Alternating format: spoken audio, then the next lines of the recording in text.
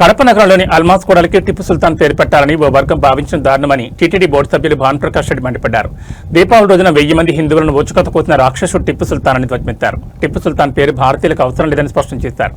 హనుమాన్ జయంతి సందర్భంగా శోభాయాత్ర జరగకుండా ఉండాలనే ఉద్దేశంతో ఘర్షణలు సృష్టిస్తున్నారన్నారు. శోభాయాత్రకు పోలీసులు అనుమతి ఇవ్వకపోతే పరిణామాలు తీవ్రంగా ఉంటాయని భానుప్రకాష్ రెడ్డి హెచ్చరించారు.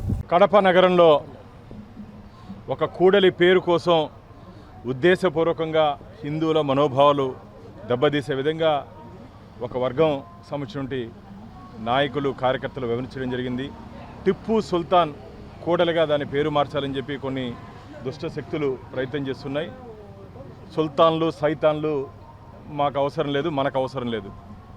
సుల్తాన్లు సైతాన్లు మాకు అవసరం లేదు, మనకు అవసరం లేదు. ఖచ్చితంగా టిప్పు సుల్తాన్ ఒక హిందూ వ్యతిరేకి మిత్రులారా.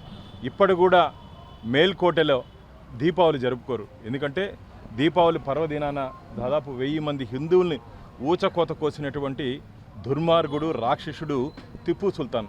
అలాంటి రాక్షసుడి పేరు తీసుకొని వచ్చి ఒక కూడలికి పెట్టాలని చెప్పి ప్రయత్నం చేస్తున్నారు. దీంట్లో ఒక కుట్ర కోణం దాగి ఉంది.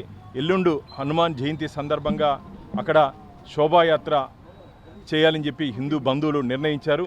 దాన్ని ఎట్టి పరిస్థితులను అనుమతి రాకుండా ఒక దుష్ట పన్నాగంతో నిన్న ఈ కార్యక్రమానికి అక్కడ నుండి ముస్లింలు ప్రయత్నం చేశారని చెప్పి మాకు ఇన్ఫర్మేషన్ ఉంది.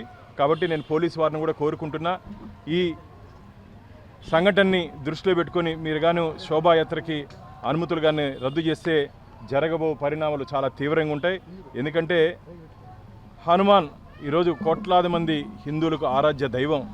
సాక్షాత్తు శ్రీరామరాజ్యం కావాలని చెప్పి, రామరాజ్యం కావాలని చెప్పి కాశ్మీర్ నుంచి కన్యాకుమారి వరకు మొన్న జరిగినటువంటి ఎన్నికల్లో మీరు కానీ గమనించినట్టయితే బెంగాల్ కానీ, కేరళ కానీ, అలాగే తమిళనాడు కానీ, ఆ 3 రాష్ట్రాల్లో హిందూ వ్యతిరేక విధానాలు అవలంబిస్తున్నటువంటి పార్టీల్ని మట్టి గరిపించారు అక్కడ ఉన్నటువంటి ప్రజలు.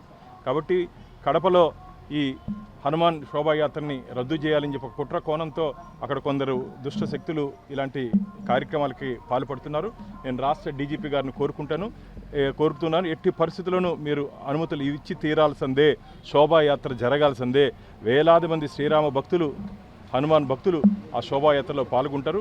కాబట్టి భద్రత కల్పించాల్సిన బాధ్యత పోలీస్ శాఖ మీద ఉంది. కాబట్టి మీరు భద్రత కల్పించి ఆ శోభాయాత్రకి అనుమతులు ఇవ్వాలి. మీరు అనుమతులు కానీ రద్దు చేసే ప్రయత్నం కానీ చేస్తే జరగబో పరిణామాలు కూడా చాలా తీవ్రంగా ఉంటాయని చెప్పి మేము పోలీసు వారికి కూడా నేను విన్నవించుకుంటున్నాను.